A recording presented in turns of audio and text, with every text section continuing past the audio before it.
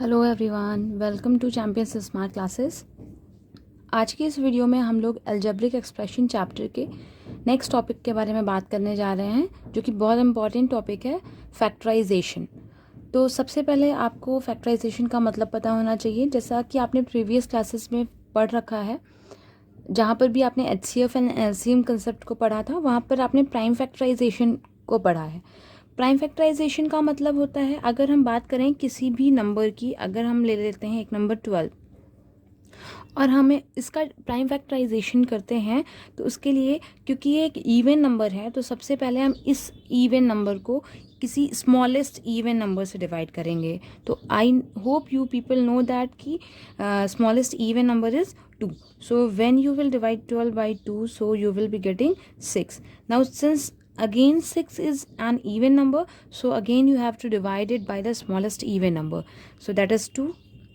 Then 2 3 are 6. अब आप देख सकते हैं जो 3 है वो कि एक ऑड नंबर है। सो जब एक ऑड नंबर होगा तो उसको हम स्मॉलेस्ट ऑड नंबर से डिवाइड करेंगे। सो 3 is the smallest odd number. Well, 1 is also odd number, but 1 is the factor of all the numbers, that is the multiple of all the numbers. So 1 will not be considered as the smallest odd number that will divide other odd number. So here we'll be considering it 3. So 3 will divide 3 for 1 times. ये procedure हमको तब तक repeatedly करना है जब तक कि हमें रिमाइंडर 1 ना मिल जाए.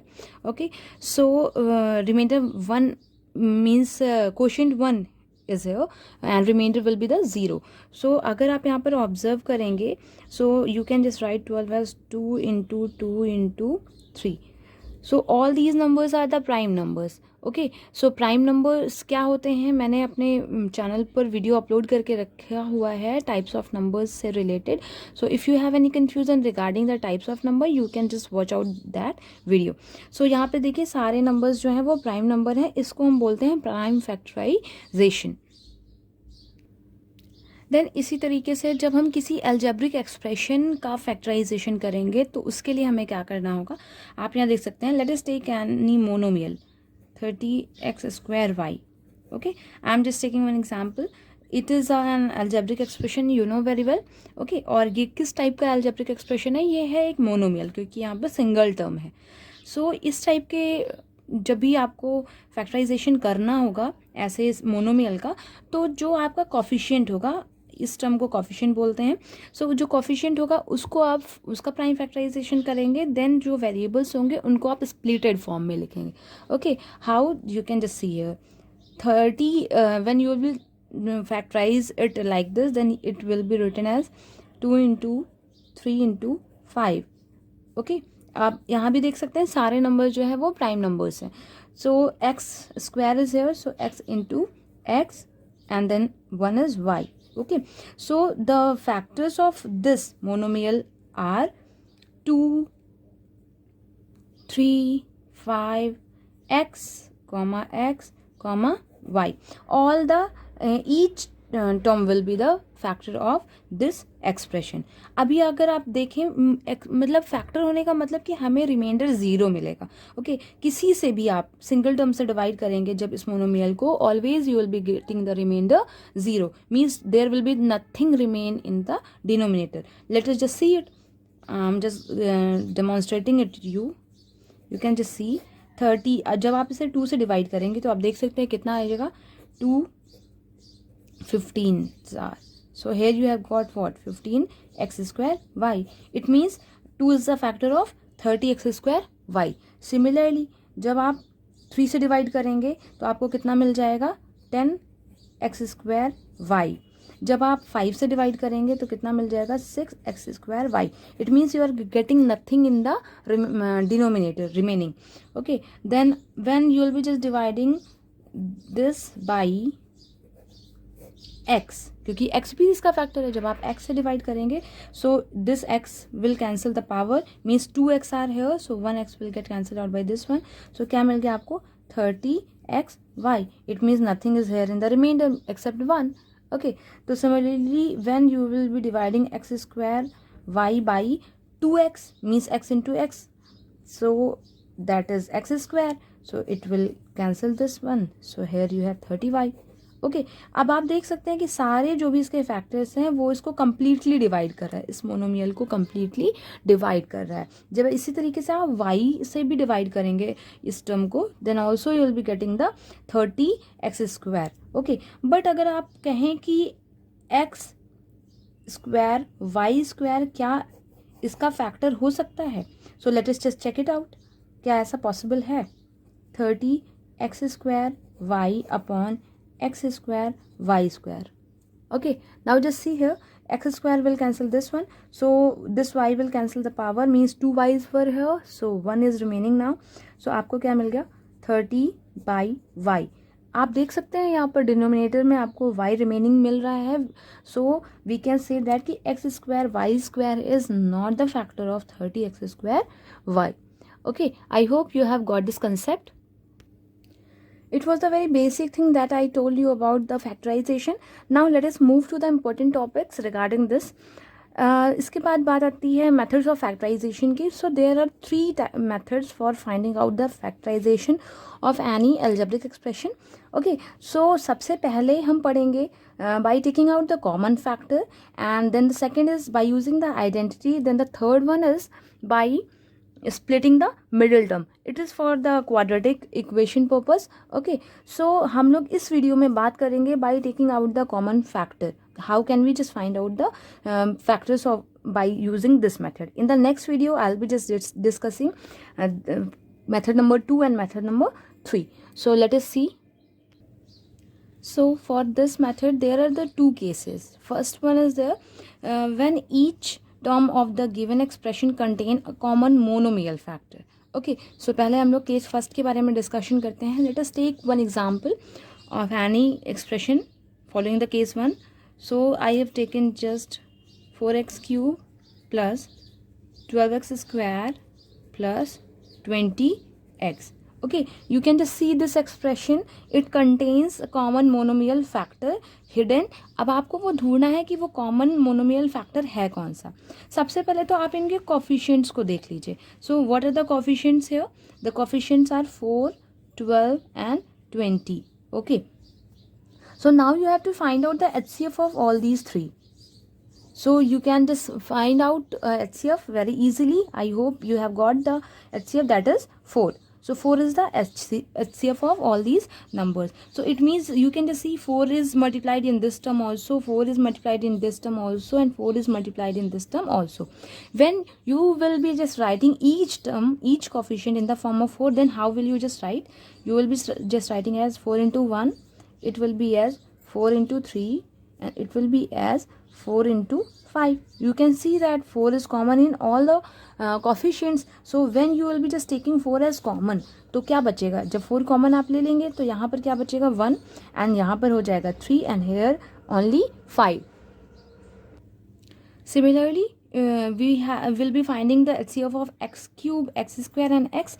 तो इसमें HCF फाइंड करने के लिए एक छोटी सी बात को ध्यान रखिएगा कि जो वेरिएबल तो पहली बात सेम होनी चाहिए, देन उस जो जिस वेरिएबल की स्मॉलेस्ट पावर होगी वही उसका HCF हो जाएगा. सो आप देख सकते हैं यहाँ तीनों ही वेरिएबल्स जो है वो सेम है, मीन्स x है, और जो पावर है स्मॉलेस्ट पावर वो है 1. So x is the HCF of all these terms. So अभी हम क्या करेंगे, हमारे पास जो HCF मिला इस पूरे एक्सप्रेशन का वो मिला 4x. Okay, so we have got the HCF of the given expression. HCF of given expression is 4x. Now what we have to do, we have to divide this each term of the expression by 4x. कैसे करेंगे? As I have told in the division of the polynomial video, you can just watch out in our playlist, 20x upon 4x. Okay, so after simplification you will get, इसका video हमारे channel के playlist में पड़ा हुआ है, हमने रखा उसको वीडियो अपलोड किया हुआ है, आप उसको देख सकते हैं, वहाँ से आपके इस कंसेप्ट की प्रॉब्लम्स क्लियर हो जाएंगी. Then we have got x² plus 3x plus 5. Okay, so you can write it as 4x is equals to x² plus 3x plus 5. ये इसके फैक्टर्स हैं. इस गिवन एक्सप्रेशन के फैक्टर्स हैं 4x और x² + 3x + 5। ओके, सो इस तरीके से आप ये फाइंड आउट कर सकते हैं कि जो नेक्स्ट होगा, जो कॉमन लेने के बाद टर्म बचेगा वो क्या बचेगा। उसके लिए आप डिवीजन कर देंगे HCF से गिवन एक्सप्रेशन को, तो फिर आपको इजीली जो क्वेश्चन मिलेगा वही आपका नेक्स्ट फैक्टर हो जाएगा। क्योंकि आप पहली बार इसको सीख रहे हैं इसलिए मैंने इतने ट्रेडिशनल मेथड से बताया हुआ है, इतने स्टेप बाय स्टेप करके बताया हुआ है। बट जैसे आप 2-3 एग्जांपल्स को सॉल्व करेंगे बहुत इजीली आप इसको 2 स्टेप्स में सॉल्व कर पाएंगे। Okay, so let us C the next case condition, और इससे रिलेटेड, इन दोनों ही केसेस से रिलेटेड क्वेश्चंस को अभी हम आगे सॉल्व करेंगे। सो जो सेकेंड केस है वहाँ उसमें है when a polynomial is a common multiplier of each term of the given expression. So इस एक्सप्रेशन में आप देख सकते हैं एक पॉलिनोमियल है जो कि कॉमन मल्टीप्लायर है। अब आप देख सकते हैं ये x + y इस वाले टर्म में भी हेयर 2 टर्म्स आर देयर, एक ये है और दूसरा ये है, तो ये x + y इस फर्स्ट टर्म में भी मल्टीप्लाइड है और x + y सेकेंड टर्म में भी मल्टीप्लाइड है। बहुत सिंपल होते हैं ऐसे क्वेश्चंस, बस इसके कंसेप्ट को आपको समझना होता है। तो आप देख सकते हैं कि आपको दोनों में ही x + y कॉमन दिख रहा है, तो हम लोग x + y को क्या कर लेंगे, कॉमन ले लेंगे। देन जब x + y कॉमन ले लिया, so what is remaining here, common लेने का मतलब हम लोगों ने ईच टर्म को x + y से डिवाइड किया। तो जब हमने डिवाइड किया इस टर्म को x + y से, तो what have we got in remaining 2a, और जब यहाँ पर इसको x + y से डिवाइड किया तो क्या मिल गया हमें 3b। Okay, so it is the factor, these are the factors of this given expression. Now just see the next example. ये यहाँ पर हमें इस तरीके से एक्सप्रेशन दिया गया है। इस टाइप के एक्सप्रेशंस में बच्चे बहुत कंफ्यूज होते हैं, उन्हें नहीं समझ में आता कि यहाँ पर कौन सा टाइप के फैक्टराइजेशन मेथड का यूज़ होगा। ऐसे क्वेश्चंस में आपको सुटेबल अरेंजमेंट करना होता है। सुटेबल अरेंजमेंट कैसे करेंगे, आप ही हम यहाँ पर देख रहे हैं ये फर्स्ट टर्म में हमारे पास XY है, सेकंड टर्म में AB है, बट अगर आप थर्ड टर्म देखें तो BX है, मीन्स इस टर्म का एक पार्ट है और इस टर्म का एक पार्ट है, और लास्ट टर्म में भी यही है, इन दोनों का मिक्सअप है। सो अगर हम इस टर्म को इन दोनों में, मीन्स अगर फर्स्ट टर्म के साथ कर लें एंड सेकेंड टर्म के साथ फोर्थ टर्म को कर लें, तो शायद हमें कुछ कॉमन मिल जाए। So let us just rearrange them. So XY + BX, इनके साइन में कोई भी डिफरेंस नहीं होगा क्योंकि हम सिर्फ इनको रिप्लेस कर रहे हैं, इन्हीं की पोजीशंस को इंटरचेंज कर रहे हैं। So here -AB will be there and here -AY। अब आप बहुत आसानी से देख सकते हैं कि इन दोनों टर्म्स में क्या कॉमन है, both has x, so x is common in both. So यहाँ पर आपको क्या मिल गया, y + b। अब यहाँ पर आप देख सकते हैं इन दोनों में ही a कॉमन है and along with the minus sign, आप माइनस साइन भी देखिए। कॉमन लेने का हमारा एक और भी मोटिव होता है, जब हमें यहाँ पर कोई भी पॉलिनोमियल कॉमन मिल जाता है तो नेक्स्ट पेयर में हमें सेम पॉलिनोमियल को ही कॉमन एज बनाना होता है। सो अगर हम माइनस साइन नहीं कॉमन लेंगे यहाँ पर, सो यहाँ पर जो मिलेगा हमें वो मिलेगा -b। अगर मान लीजिए कि हम a कॉमन लेते हैं, सिर्फ a, सो यहाँ पे मिलेगा -b - y। ओके, बट यहाँ पर जो हमें चाहिए +y and +b, so for the purpose of making it common हमें लेना होगा -a as common. Okay, so -a as we took, so here we have got b + y, और आपको बहुत अच्छे से पता है y + b and b + y both are the same. Okay, so both are common also in both the terms, so we'll be just writing it as common. अब यहाँ पर y + b से इस टर्म को जब डिवाइड किया गया तो what is remaining, x, and जब इस टर्म को डिवाइड किया so we have got a. So y + b and x - a are the factors of this given expression. Okay, questions बहुत सिंपल होते हैं, इनसे रिलेटेड आप 15 to 20 क्वेश्चंस अगर आप सॉल्व कर लेंगे किसी भी रेफरेंस बुक से, इधर दैट इज़ NCERT और दैट इज़ पियर्सन्स और of RS Agarwal, RD Sharma, कोई भी सी बुक है, इससे रिलेटेड 2-3 क्वेश्चन या 10 मैक्सिमम 15 क्वेश्चन सॉल्व करेंगे तो आपको बिल्कुल अच्छे से सारी चीज़ें समझ में आने लगेंगी, और बिना प्रैक्टिस के आपको बिल्कुल भी नहीं समझ में आएगा। सो आपको इसके लिए प्रैक्टिस मस्ट है। So let us solve some more examples related to both the cases, ताकि आपके जो प्रॉब्लम है अभी भी वो एकदम अच्छे से क्लियर हो जाए। सो यहाँ पर इस एक्सप्रेशन को देखकर आई होप आपने अभी तक गेस कर लिया होगा कि केस फर्स्ट है या केस सेकंड। आप देख सकते हैं यहाँ पर हमें केस फर्स्ट मिल रहा है क्योंकि यहाँ पर मोनोमियल ही कॉमन होगा. ओके, क्योंकि यहाँ पर कोई पॉलिनोमियल नहीं है as a common multiplier, so each term में कोई मोनोमियल ही कॉमन होगा. सो जैसा मैंने बताया है, HCF ऑफ आपको देखना होगा, आपको HCF of all the variables, that is sorry coefficient 14, 21 and 28. So what is the HCF of all these? That is 7. Okay, then आपको HCF देखना होगा किसका? HCF आपको फाइंड करना है x cube, x to the power 4y and x square y square. So मैंने कहा था कि HCF वेरिएबल्स का वो ही होगा जो कि पहली बात तो सारे ही टर्म्स में सेम वेरिएबल हो. तो आप यहाँ पे देखेंगे पहले में है x cube, only x variable is there. In the second, x y both are there. In the third, x y both are there. So ये y तो बिल्कुल भी इग्नोर हो जाएगा. क्यों? क्योंकि थर्ड जो है, मतलब जो फर्स्ट हमारा वेरिएबल है, फर्स्ट टर्म का वेरिएबल है, इसमें y है ही नहीं. इट मीन्स तो y HCF हो ही नहीं सकता. Now let us talk about the x. तो यहाँ पर x की जो स्मॉलेस्ट पावर है वही इसका HCF होगा. So that is x square. So x square is the HCF of this these variables. So what is the common HCF? Means HCF of expression, that is 7x square. As I told, you have to just divide each term by 7x square. So क्या हो जाएगा आपके पास? 7x square common हो जाएगा. So 7 2s are 14x, 7 3s are 21 x square y, then 7 4s are 28 y square. Okay, so आप जब divide करेंगे तो आपको जो क्वेश्चन मिलेगा वो ये मिलेगा, and you have to just write this HCF as common. Okay, so I hope इसको मैंने डायरेक्टली किया है. जब आप इसको क्वेश्चंस को अच्छे से प्रैक्टिस कर लेंगे तो आप भी इस तरीके से सॉल्व करने में कैपेबल हो जाएंगे. Okay, now let us C the next example. So this next example is this one, 36x cube y minus 60x square y cube z. Okay, as I have told in the previous example, similarly here also monomial factor will be there. So यहाँ पर 36 और 60 का HCF क्या हो जाएगा? 12, and then HCF of x is variable x is what? X square, and of y will be y. So it is the common factor. So when you will just divide this these terms by 12x square y, so you will be getting 12 3s are 36 x, only 3x will be remaining here, and then here 12 5s are 60 y square z.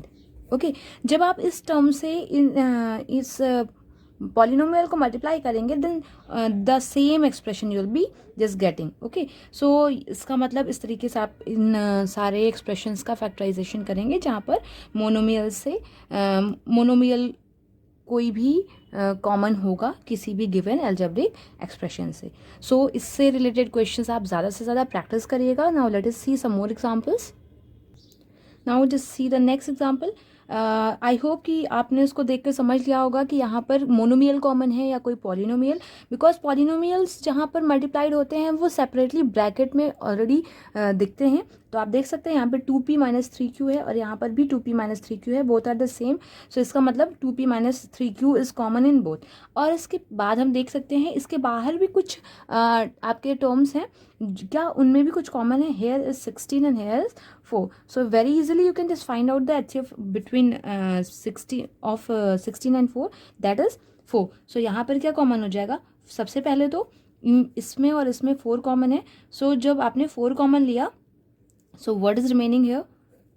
2p minus 3q square minus, sorry, 4 4s are 16, 4 is also remaining here. Okay, so here 1 will be there, so 1 को हम note नहीं करेंगे या कर भी लेते हैं, no issue. Minus 3q, I have noted it just for your confirmation and your comfort, ताकि आपको कोई confusion ना हो. ओके, अब देखिए हमने एक टर्म को कॉमन ले लिया है, क्या और भी कुछ है जो कॉमन है? तो आप देख सकते हैं यहाँ पर 2p माइनस 3q स्क्वायर है और यहाँ पर 2p माइनस 3q है, मतलब यहाँ पे 1 है और यहाँ पर 2 terms 2 set of 2p minus 3q is there. So it means 2p minus 3q is common. So 4 was already and 2p minus 3q. अब देखिए आपके पास क्या बचा यहाँ पर जब आपने डिवाइड किया इसके स्क्वायर को तो मतलब 1 set only will be remaining, so that will be 4 2p minus 3q and here minus 1. Okay, so we have got like this. अब इसको हम और सिंप्लीफाई करेंगे किस तरीके से, we will be opening this bracket by multiplying 4 in each of the term. So ये कितना हो जाएगा, 4 2s are 8p minus 4 3s are 12q minus 1. Okay, so these three are the factors of this given expression. Okay, now this is the next example. यहाँ पर भी आप देख सकते हैं कि आपको x plus y both are multiplied in each of the term. So x plus y common है, जब हमने x plus y common लिया, so what have we got in remaining here, 2x plus y common लेने का मतलब simply मैंने बताया है इस टर्म से इस पूरे टर्म को डिवाइड करेंगे, सो जब ये इसको कैंसिल कर देगा तो only this much will be remaining, और सिमिलरली जब ये इस पूरे को डिवाइड करेगा तो only x plus 3 will be remaining. Okay, so आप देख सकते हैं कि ये अभी भी सिंपलेस्ट फॉर्म में नहीं है, इसको हमने x प्लस वाई कॉमन लेने के बाद अभी हमें इसको और सिंप्लीफाई करना होगा, तब हम इसके फैक्टर्स फाइंड कर पाएंगे. सो let us just do it. Open the bracket, 2x plus 5 minus x minus 3. Okay, so what have we got here, x plus y, and यहाँ पे simplify करेंगे, 2x minus x will give us x only and 5 minus 3 will give 2. So x plus y and x plus 2 are the factors of given expression. Okay, now just see this question. इसको देखकर आपको बहुत सारी confusion हो सकती है क्योंकि आप यहाँ पर नहीं समझ पाएंगे कि कौन सा मेथड यूज़ करना है, बट अगर आप थोड़ा सा ध्यान देंगे तो बहुत अच्छे से आपको ये बात समझ में आ जाएगी. Here you have this polynomial, and यहाँ पर अगर आप देखें तो यहाँ पर तो भाई ऐसा कोई कॉमन पॉलिनोमियल है नहीं, बट अगर आप देखें तो इन दोनों में कुछ कॉमन है. And what is common, that यहाँ पर 4 कॉमन है, तो just let us take the 4 as common. So जब हमने 4 कॉमन ले लिया, so what have we got here, x minus 2y. अब आप देख सकते हैं कि यहाँ पर भी ये एक पॉलिनोमियल है और यहाँ पर भी सेम पॉलिनोमियल है, so x minus 2y is common in this expression. So जब यहाँ से x माइनस 2y का एक सेट कॉमन हो गया, then what is remaining, you have x minus 2y and यहाँ पर केवल 4 बचेगा. फिर से हम इसको सिंप्लीफाई कर लेंगे. So just see what we have got here, x minus 2y plus 4. So these are the factors of this given expression. Then next कुछ इस टाइप के भी क्वेश्चंस आपको मिलेंगे कुछ बुक्स में, जैसे आप देख सकते हैं RS अग्रवाल बुक में आपको इस टाइप के क्वेश्चंस गिवन है.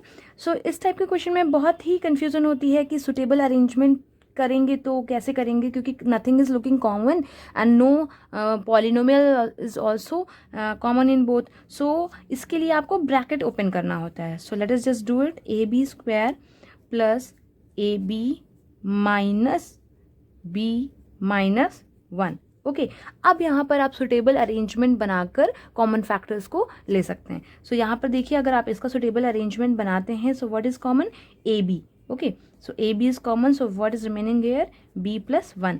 और यहाँ पर क्या कॉमन है, माइनस 1. सो जब जहाँ पर कुछ भी कॉमन नहीं होगा वहाँ पर 1 कॉमन हो जाएगा. ओके, सो यहाँ पर B plus 1. So now just you can see B plus 1 is multiplier of both the terms, so B plus 1 is common in all. And here what is remaining, AB, and here minus 1. So it is the factor of this given algebraic expression. So ये आज के video का हमारा last example है. Okay, सो ये भी काफ़ी अलग टाइप का क्वेश्चन है. मैंने इस वीडियो में हर क्वेश्चन को डिफरेंट टाइप का सेलेक्ट किया है ताकि आपकी जितनी भी प्रॉब्लम्स हो, चाहे जिस भी बुक से रिलेटेड हो, वो सॉल्व हो जाए. अगर आपने इस वीडियो को अच्छे से देख लिया, समझ लिया और इनके क्वेश्चंस को अच्छे से सॉल्व कर लिया सेल्फ असेसमेंट करके, देन आप किसी भी बुक का कोई भी क्वेश्चन उठाएंगे आप इजीली सॉल्व कर पाएंगे और आपका कंसेप्ट भी बहुत अच्छे से क्लियर हो जाएगा. ओके, अभी यहाँ पर आप देख सकते हैं, यहाँ पर पॉलिनोमियल तो ब्रैकेट में गिवन है, बट आप देखिए दोनों कॉमन नहीं है. जो टर्म्स हैं इसमें वो दोनों ही डिफरेंट डिफरेंट है। यहाँ पर x square plus y square है and here a square plus b square है। सो यहाँ पर आप इस पॉलिनोमियल को कॉमन नहीं ले सकते, इसके लिए हमें करना होगा ब्रैकेट को open. So let us just do, ये हमें डिस्ट्रीब्यूटिव प्रॉपर्टी की हेल्प से हम इस ए बी को इन दोनों ही टर्म्स में मल्टीप्लाई कर देंगे। जैसे क्या हो जाएगा, a b x square plus a b y square minus x y a square and then minus x y b square. Okay, अब हम लोग सुटेबल अरेंजमेंट बनाकर इनमें से कॉमन ले लेंगे। हम क्या करते हैं, हम इसके साथ, आप किसी को भी ले सकते हैं, ऐसा कोई कंपल्शन नहीं है कि हम फर्स्ट और इस टर्म को ले रहे हैं। बस इस बात का ख्याल रखिएगा इंटरमिक्स्ड रहें, ये दोनों सेम टर्म्स को नहीं लेंगे, क्योंकि दीज वर ऑलरेडी, एक टर्म इस सेट का होगा तो दूसरा टर्म इस सेट का, और दूसरे को हम ये ले लेते हैं। So a b x square minus x y a square then plus a b y square minus x y b square. Okay, अभी देखिए क्या कॉमन हो सकता है यहाँ पर, here a can be common and x can be common. जब आपने ए और एक्स कॉमन लिया, so what is remaining here now, b x. और यहाँ पर क्या कॉमन रिमेनिंग बचा, ए एक्स आप कॉमन नहीं ले चुके हैं, और यहाँ पर बचेगा आपका ए वाई, या फिर आप वाई ए भी लिख सकते हैं, there will be the no issue. अब यहाँ पर हम देखें क्या कॉमन है, so here y is common and b is common. Okay, y is common and b is common. So जब y कॉमन हो गया और b कॉमन हो गया तो क्या बचा यहाँ पर, a y, और यहाँ पर क्या कॉमन बचा, minus x b. Okay, so we have got this as common. अब यहाँ पर प्रॉब्लम क्या अराइज हो रही है, हमारे फर्स्ट जो पॉलिनोमियल है इसमें minus is of a y and plus is of b x. So यहाँ बट हमें क्या मिल रहा है, नेक्स्ट पॉलिनोमियल में हमें प्लस का ए वाई मिल रहा है और माइनस का बी एक्स। सो यहाँ पर हमें माइनस साइन भी कॉमन लेना होगा। तो जब हम माइनस साइन कॉमन ले लेंगे, so what will be get, minus a y, जब हमने माइनस साइन भी कॉमन लिया, सो वी हैव गॉट, जो माइनस था वो प्लस हो जाएगा। माइनस साइन कॉमन लेने का मतलब हमने माइनस साइन इसमें मल्टीप्लाई कर दिया। सो क्या हो जाएगा, एक्स बी या बी एक्स, दोनों ही बातें सेम होंगी तो हम बी एक्स ही लिख लेते हैं according to this, and minus a y. ओके, आप देख सकते हैं, आप b x minus a y and b x minus a y both the polynomial is common. So b x minus a y will be in one bracket and then in other bracket a x minus b y. मैंने इसको y b को b y लिख दिया है। सो I hope कि आपको ये questions बहुत अच्छे से समझ में आ गए हैं।